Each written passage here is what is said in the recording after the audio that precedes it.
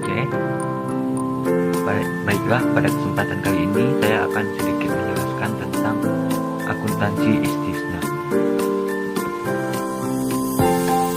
Yang pertama, pengertian istisna.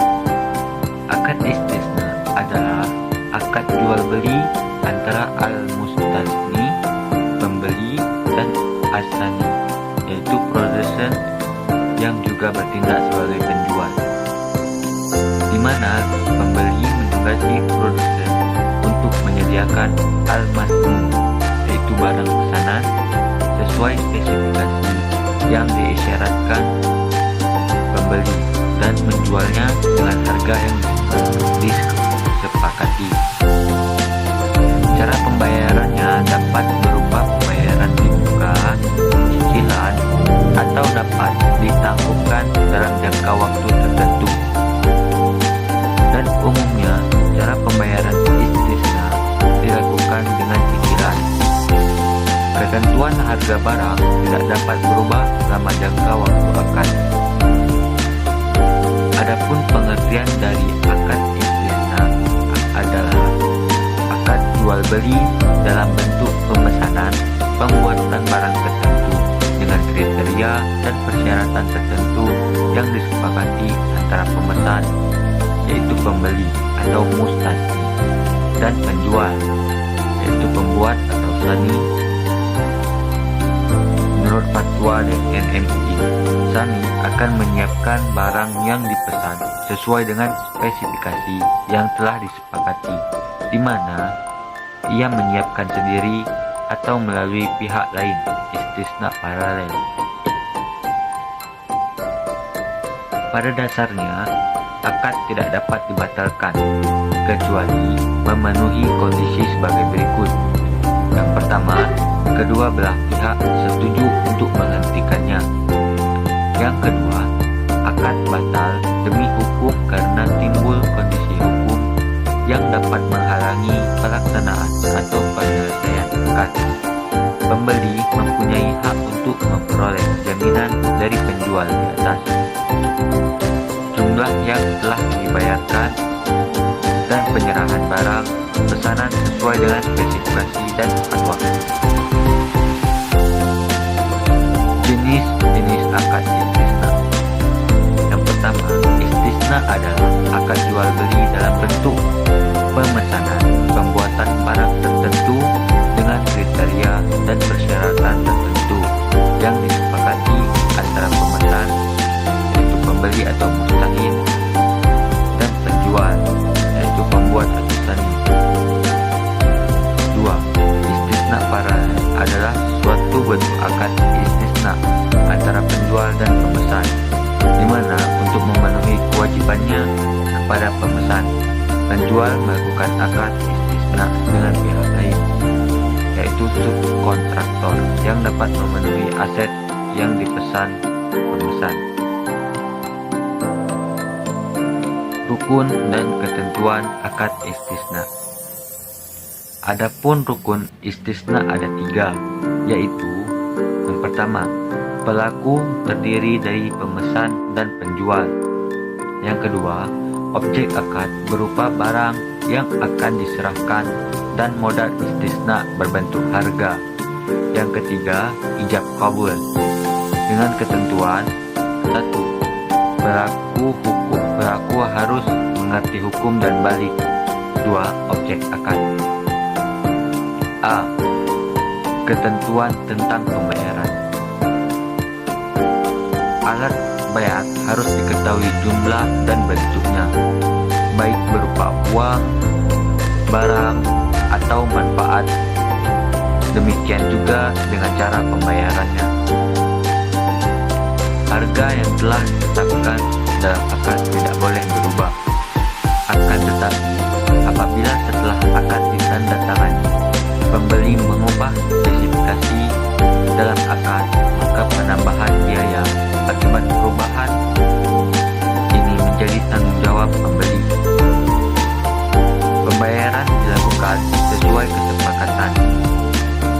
Pembayaran tidak boleh berupa pembebasan utang. B. Ketentuan tentang barang. Barang pesanan harus jelas spesifikasi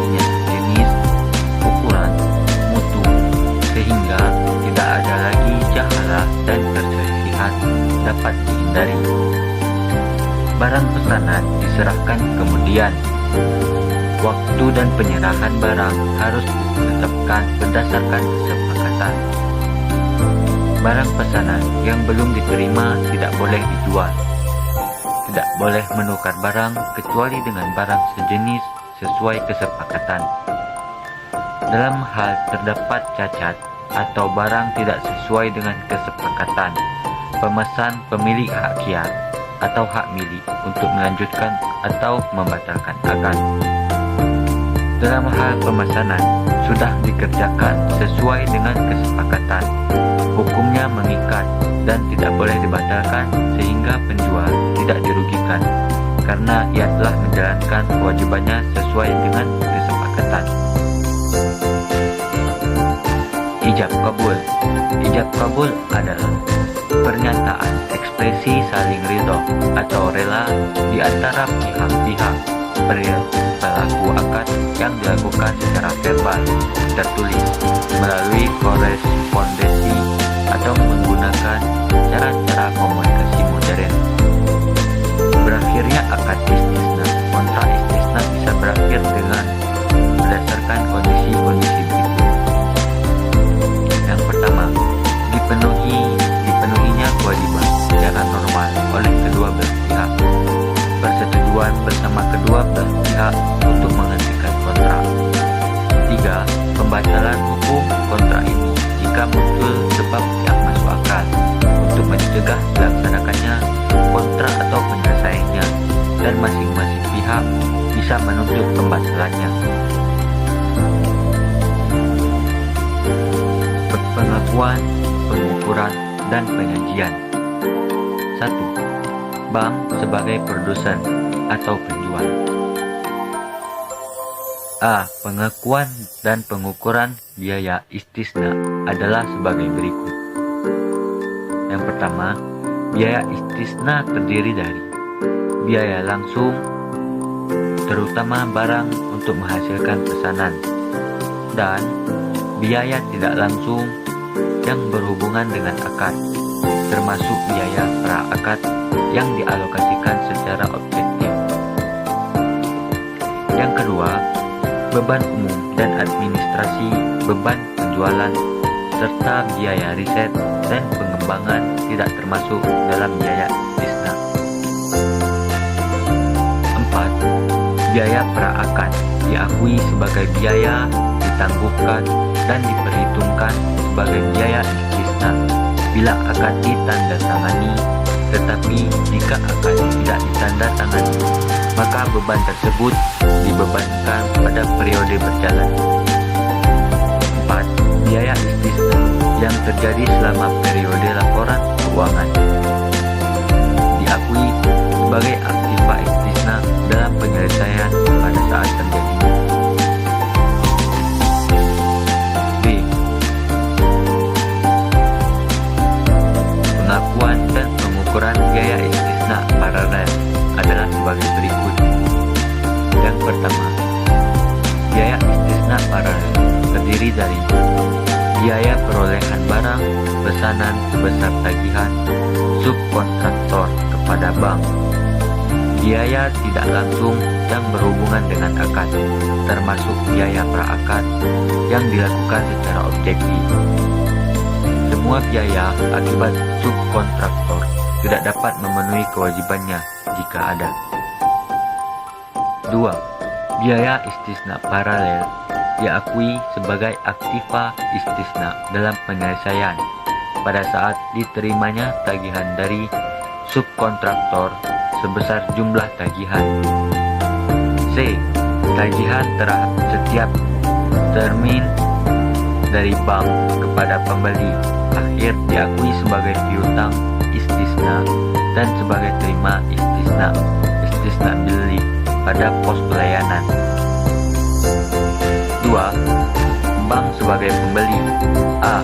Bank mengakui aktiva istisna dalam penyelesaian sebesar jumlah termin yang ditagih oleh penjual dan sekaligus mengakui hutang istisna kepada penjual. B. Apabila barang pesanan terlambat diserahkan karena kelalaian atau kesalahan penjual dan mengakibatkan kerugian bank, maka kerugian itu dikurangkan dari garansi penyelesaian proyek yang telah diserahkan penjual. Apabila kerugian melebihi garansi penyelesaian proyek, maka selisihnya akan diakui sebagai piutang jatuh tempo kepada subkontraktor. C. Jika bank menolak barang pesanan karena tidak sesuai spesifikasi dan tidak dapat memperoleh kembali seluruh jumlah uang yang telah dibayarkan kepada subkontraktor, maka jumlah yang belum diperoleh kembali diakui sebagai piutang jatuh tempo kepada subkontraktor. Baiklah, cukup sekian materi dari saya pada kesempatan kali ini. Wabillahi taufiq wa hidayah. Assalamualaikum warahmatullahi wabarakatuh.